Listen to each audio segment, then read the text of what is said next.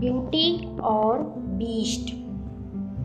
एक समय की बात है, एक व्यापारी अपनी 3 बेटियों के साथ रहता था। व्यापारी अपनी तीनों बेटियों से बहुत प्यार करता था। एक दिन उसे किसी काम से दूसरे देश जाना था। जाने से पहले व्यापारी ने अपनी तीनों बेटियों को अपने पास बुलाया और पूछा, मेरी प्यारी बच्चियों, मैं परदेश से तुम तीनों के लिए क्या लाऊं? पहली बेटी ने कपड़े और दूसरी बेटी ने गहने मंगवाए। तीसरी बेटी, जिसका नाम ब्यूटी था, उसने अपने पिता से कहा कि वह उसके लिए एक गुलाब का फूल ले आए। व्यापारी ने अपनी तीनों बेटियों से उपहार लाने का वादा किया और अपने सफर पर निकल पड़ा। अपना काम खत्म करके व्यापारी जब अपने घर की ओर चला तो वह तूफान में फंस गया और रास्ता से भटक गया। बहुत कोशिशों के बाद भी वह अपने घर का रास्ता न ढूंढ सका। तब तक तो अंधेरा भी हो चुका था। तभी अचानक उसकी नज़र एक रोशनी पर पड़ी जो दूर एक महल से आ रही थी। व्यापारी ने सोचा शायद महल में उसे रात बिताने के लिए जगह मिल जाए, इसलिए वह उस तरफ चल पड़ा। जब व्यापारी महल में पहुंचा तो महल में कोई भी नहीं था।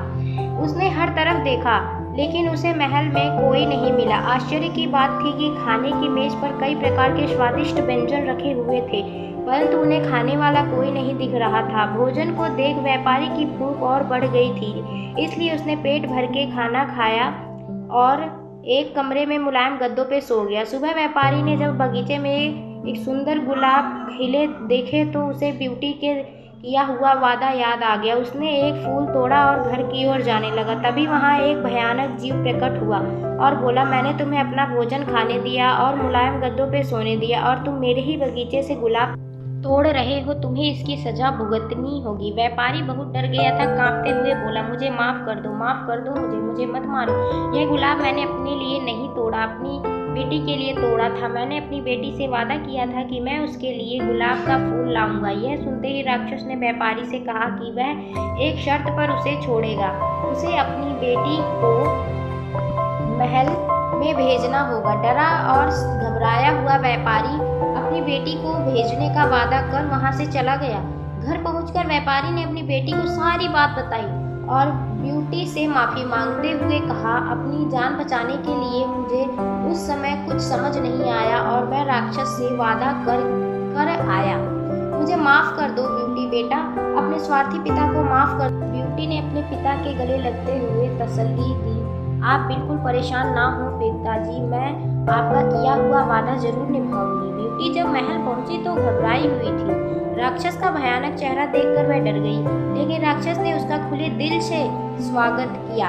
राक्षस ने उसे रहने के लिए सबसे अच्छा कमरा दिया और जब ब्यूटी आग के सामने बैठकर कढ़ाई करती थी तब राक्षस उसके पास घंटों बैठा रहता था और उसे निहारता रहता। धीरे धीरे दोनों एक दूसरे के साथ अच्छा लगने लगा और दोनों अच्छे दोस्त बन गए। अब वह दोनों सारा दिन एक दूसरे से बात करते और खुश रहते। राक्षस को ब्यूटी बहुत अच्छी लगती थी और वह उससे शादी करना चाहता था, लेकिन डरता था कि ब्यूटी एक राक्षस से कभी शादी नहीं करना चाहेगी। बड़ी हिम्मत जुटाकर एक दिन उसने ब्यूटी से अपने दिल की बात कहने का फैसला किया। जब वह ब्यूटी के पास पहुंचा तो देखा कि ब्यूटी अपने पिता को याद करके बहुत उदास है। उससे ब्यूटी की उदासी देखी नहीं गई और उसने ब्यूटी को एक जादुई शीशा दिया जिससे वह अपने पिता को देख सके। ब्यूटी बहुत खुश हुई, लेकिन जब उसने अपने पिता को देखा तो वह बहुत बीमार थे। यह देख ब्यूटी ने राक्षस से अपने पिता से मिलने की इच्छा जताई। राक्षस ने उससे पिता से मिलने की इजाज़त दे दी और 7 दिन में वापस आने को कहा। ब्यूटी ने तय समय पर आने का वादा किया और अपने घर चली गई। ब्यूटी को सामने व्यापारी खुश हो गया और जैसे जैसे उसे पता चला कि राक्षस देखने में भले ही क्रूर हो लेकिन वह दिल का बहुत ही नेक और दयालु है। व्यापारी की सेहत अब सुधरती गई। परिवार से मिलने की खुशी में 7 दिन कब निकल गए ब्यूटी को पता ही नहीं चला। एक दिन ब्यूटी ने सपना देखा कि राक्षस की हालत बहुत खराब है और वह जल्दी ही मरने वाला है। अगले ही दिन वह महल वापस आ गई और उसने पाया कि राक्षस बगीचे में बेसुध पड़ा हुआ था, जैसे वह मर चुका हो। ब्यूटी उसे देखते ही रो पड़ी, तुम मुझे छोड़कर मत जाओ, मैं तुमसे बहुत प्यार करती हूँ, मैं अपनी सारी जिंदगी तुम्हारे साथ बिताना चाहती हूँ।